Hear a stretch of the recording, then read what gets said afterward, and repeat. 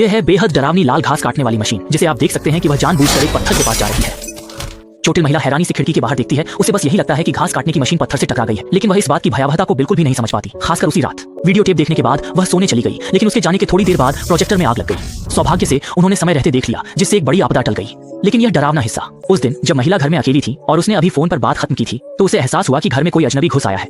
उसे लगा शायद उसका पति या बच्चे लौट आए हैं, लेकिन लिविंग रूम में कोई नहीं था। उसने घर के एआई असिस्टेंट से पूछा, सिर्फ तुम और मैं। लेकिन महिला को असिस्टेंट की बातों पर पूरी तरह यकीन नहीं हुआ, क्योंकि उसने अभी अजीब सी आवाज साफ साफ सुनी थी। इसलिए वह सतर्कता से कमरे में चुपचाप इधर उधर देखने लगी, जब तक कि वह धीरे धीरे रसोई के पास नहीं पहुंच गई।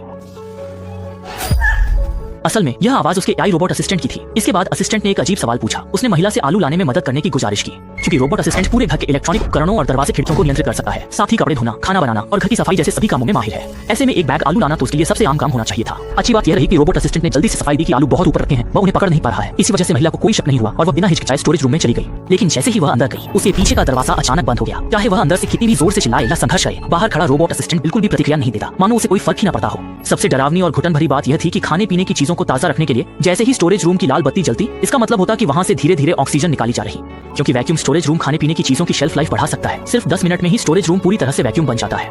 देखते ही देखते महिला की आवाज कम होती जा रही थी। सौभाग्य से तभी लाल बत्ती सामान्य रोशनी में बदल गई और उसका पति भी ठीक उसी वक्त घर आ गया, जिससे उसने उसे बचा लिया। लेकिन इसके बाद जब उसने अपने पति को रोते हुए जो कुछ बताया, वही बात वाकई में आपको भी सिहरन महसूस करा देगी। महिला ने कहा कि उसे स्टोरेज रूम में बंद करने वाला मशीन हाउसकीपर ही था, लेकिन पति ने कहा कि असल में मशीन हाउसकीपर ने ही उसकी जान बचाई, क्योंकि जैसे ही वह घर में दाखिल हुआ, मशीन हाउसकीपर ने कहा कि उसकी हालत ठीक नहीं है और इमरजेंसी नंबर पर कॉल भी कर दी।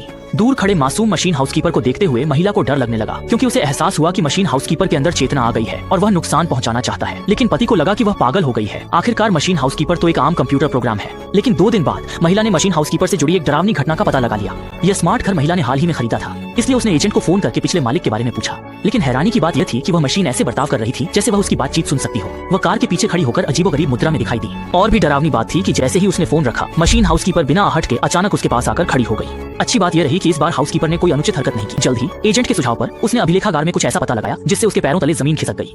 सोचने वाली बात यह थी कि पिछले घर की महिला मालिक का नाम भी उसी मशीन हाउसकीपर जैसा था, और जब पिछली महिला मालिक की बीमारी से मौत हो गई, तो उसके 1 साल के भीतर ही उसके पति और बेटे की घर से 100 मीटर दूर सड़क दुर्घटना में मौत हो गई। और डरावनी बात यह थी कि पिछली महिला मालिक का चेहरा बिल्कुल उसी मशीन हाउसकीपर के अवतार जैसा था। क्या मर चुकी महिला मालिक की आत्मा मशीन हाउसकीपर में समा गई है? इसके बाद महिला के चेहरे पर डर और बेचैनी झलकने लगी। घर लौटते ही उसने सबसे पहले बेडरूम के मॉनिटर को ढक दिया और अपने पति को बताया कि मशीन हाउसकीपर में कुछ गड़बड़ है।